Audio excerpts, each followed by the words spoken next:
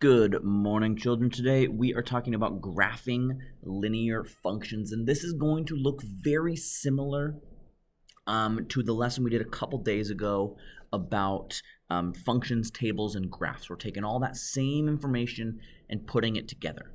But today we are focusing here on linear functions. And so a linear function is a function that's a straight line. So it's a graph that's going to give you a straight line when you graph it. Okay, so sometimes we deal with curved lines, or lines that look like V's, or lines that look like S's, or lines that look like W's. Also, there's all sorts of functions we can graph.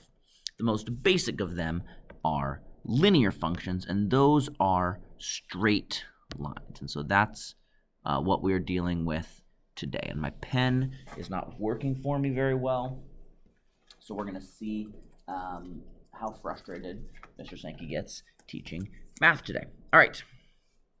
So, linear function, straight line, and we want to make sure that it can basically be straight in every direction except for up and down. Our lines cannot go up and down. That does not make a linear function. All right. Now, let's look at what we have here. I have given you a rule. Okay, you have a rule here. You have a rule and you have your table. Now, remember when we have our table, we put our rule right under rule, 2x plus 1. Goodness, this is not working. If we're playing along with how frustrated Mr. Sankey getting, the answer is already very frustrated. So, there we are, frustrating trying to write on this. All right, so now we need to choose some x values, and it's always some good x values are these three right here, -1, 0, and 1. Okay, -1, 0, and 1. That tells us what's happening on the negative side of things, what's happening on the positive side of things, and 0 is always kind of a nice number to deal with because anything times 0 is always going to be 0.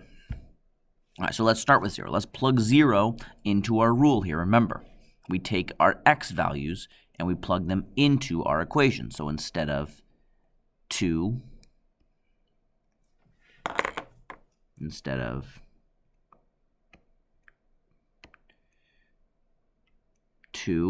times x plus 1, man, this is very frustrating, we get 2 times 0 plus 1. And 2 times 0 is 0. And so then this is 0 plus 1. And 0 plus 1 is 1. So our answer is 1. I should have wrote that in here. This should be 2 times 0 plus 1. 2 times 0 plus 1. Okay, and so our ordered pair is a result of our x and our y. 0, 1. That would be our ordered pair for this number. Okay, next we're going to do the same thing. We're going to go here. Let's go to our positives. Those are always easier. 2 times 1 plus 1. 2 times 1 is 2. 2 plus 1 is 3. And so we get the ordered pair 1,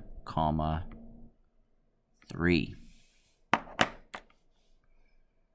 It's supposed to be a 3. That's not right either.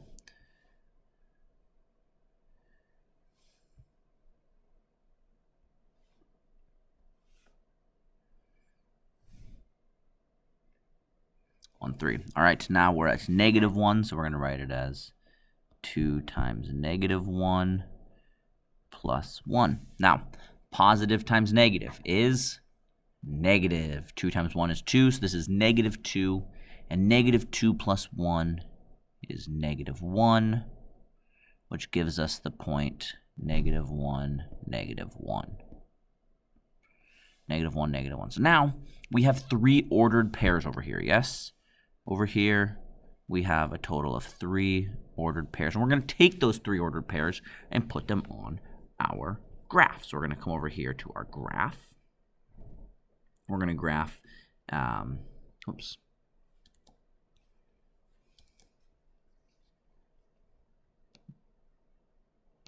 We're going to graph -1, -1, 0, 1, and 1, 3.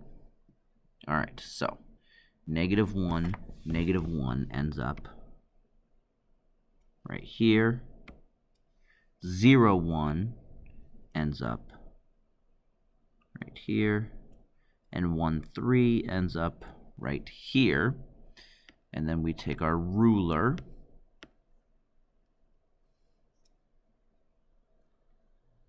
and grab our ruler and make sure we're drawing a nice straight line here.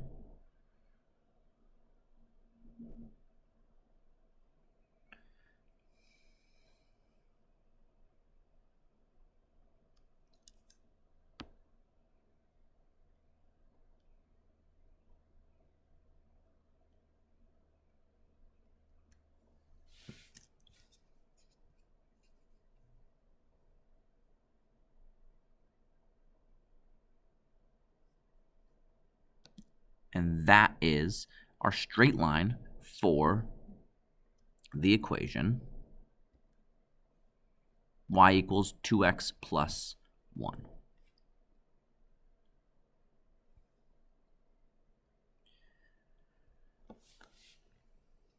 If you're playing along at home with how frustrated is Mr. Sankey right now, the answer still is very, very frustrating.